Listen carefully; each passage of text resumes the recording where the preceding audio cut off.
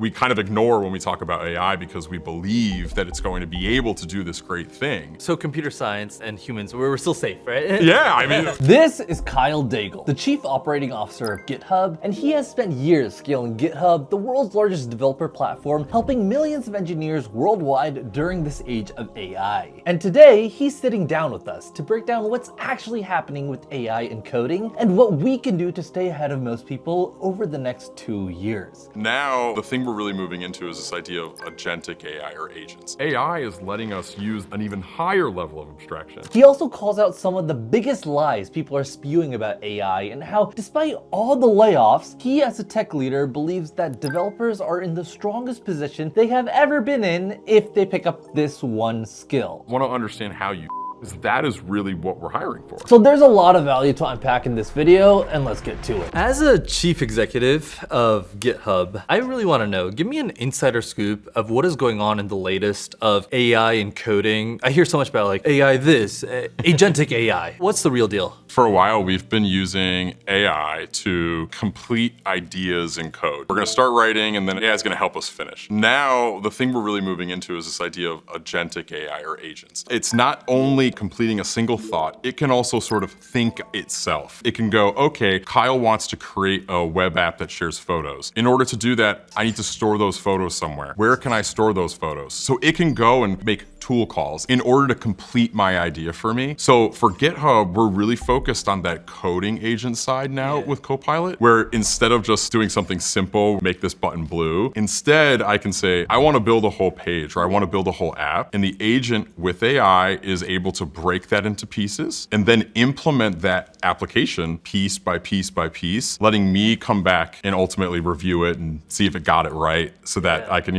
share it and deploy it to the world. It's kind of like your mini worker for you. Yeah, 100%. So if AI tools can code for you and like they're coding agents, is it worth learning to code going into 2026? Yeah, I mean, it is 100% still worth learning how to code. Now, if you're really passionate about software, if you're passionate about technology, computer science can be still a very good choice to go learn. Either way, whether you're that computer science student or you're learning on the side or you care about, your community or trying to solve something there, you still need to learn how to solve problems. And nowadays, you can get started learning how to code by saying, I want to build an app that shares photos.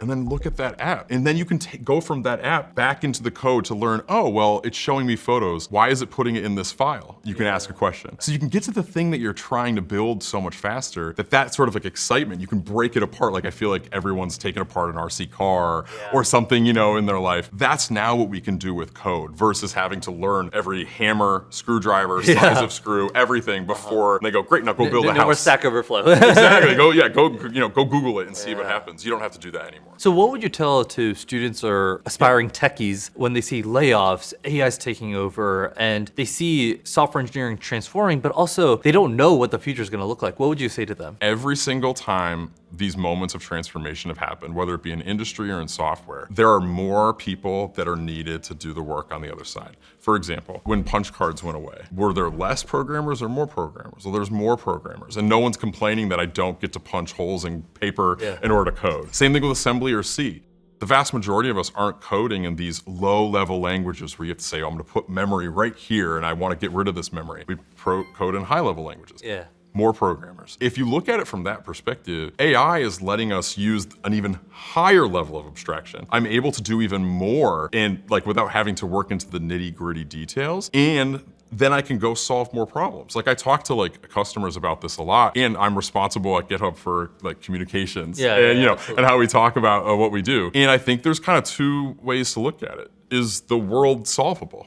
Is there a finite number of problems in the world? And if the answer to that is yes, then yes, maybe we don't need more developers. But that can't possibly be the answer. Every time we have a breakthrough or any developer, you have that moment of accomplishment and then you're like, oh, I could do something even bigger than this. And then you get to work. I mean, human beings are great at finding problems. 100%. Finding, creating, and then solving those problems. Absolutely. But I guess one area I am curious about is if we can have like so many AI agents that can go do these things, find problems, solve them. Would there ever be a situation where there's just like less need of people orchestrating the AI agents? Really quick, as the world of AI and coding is changing so much, one of the most underrated fields to get into is cybersecurity. Every week you hear about companies getting breached and data leaks. At the same time, there are hundreds of thousands of cybersecurity rules that companies cannot fill. And that's where TryHackMe solves both of those problems. TryHackMe is the most trusted cyber training platform that requires no setup to start hacking. Even if you have no experience whatsoever, TryHackMe will take you from complete beginner to job ready levels and guide you on paths, whether you want to be a blue teamer, a red teamer, or a security engineer. TryHackMe is not just for individual learners. Teams in over 1,000 organizations train on the enterprise platform with live tabletops, hyper-realistic simulations, tailored CTF events, and insights on team performance. So if you're serious about cybersecurity in 2026, link in description gets you started with TryHackMe for free. If you want full access to all the advanced labs, the premium plan is worth it, and you can use my code Sajjaad30 for 30% off. If you are managing a team, get a 30-day trial for TryHackMe Business, a platform you won't have to force your team to engage with. Be sure to check out the description down below. And now back to the video. When we talk about orchestration of agents, I think most of the time we're sort of talking about, can an agent work with another agent and another agent to like accomplish a complex task? And I think that ignores in some ways like the most important part, which is what are we trying to build?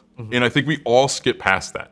We talk about plan mode in VS Code. It's gonna break down what we need to implement. That turns out to be the most important part. And then why can't that be even earlier than before I open my editor? So what I mean is like, if I can have this perfect chain of agents, someone still has to tell it what to do. Someone has to tell Hal what to go build, etc. And when that part is something that humans, I think, are the only ones that are able to do. I need to understand who you are, what you care about, the type, where you're kind of incentivized. Is this gonna solve your problem? If you go to an AI chat bot right now and you say like, build me an app that does X, it may not do it for me. You know what I mean? It might do it for you. And that's why I still think that even if we end up, basically writing a single line of code and you get an entire application, that's okay, because that single line could still be wrong. It still may not be what— Kind of that depth of understanding between humans. 100%. Well, because otherwise there would only be one photo sharing app. Or there'd be one place to store source code, which isn't true either.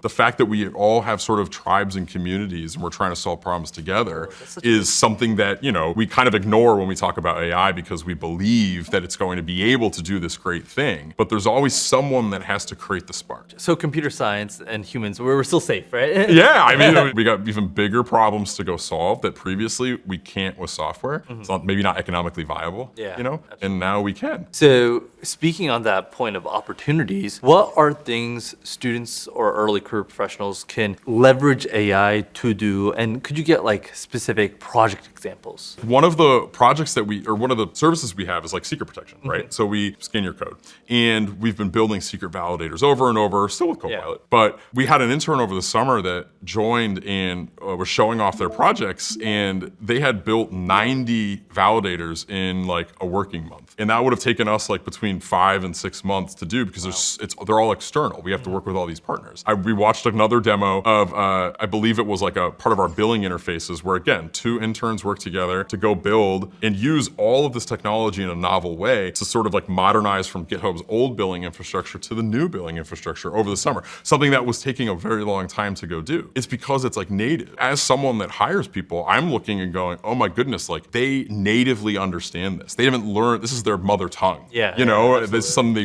They're deeply AI understand. native. Exactly, in a real way. So they can bring that when they go to get their jobs. And I think, while projects are very important to being able to break down what the problem was, how I figured it out, and how I solved it, I think discussing the how I solved it part is the most important part. Why did you use this tool and not this other tool? Why did you use 3 models while you built this? Why did you choose the end result the way you did? I want to understand how you think, because that is really what we're hiring for. Because otherwise, we're just going and saying, okay, do you know algorithms and variables? Awesome, here's a job, Well, that's about all I have in this video. I really hope that you guys enjoyed it, and if you did, make sure to hit the like button and subscribe if you haven't already. If you're interested in my absolutely free tech newsletter, the link for that will be down below in the description. Also, don't forget to check out TryHackMe, link in the description. Use my code if you want full access. And if you're interested in seeing my conversation with the CEO of Microsoft, Satya Nadella, about the future of software engineering, you might like this video right here.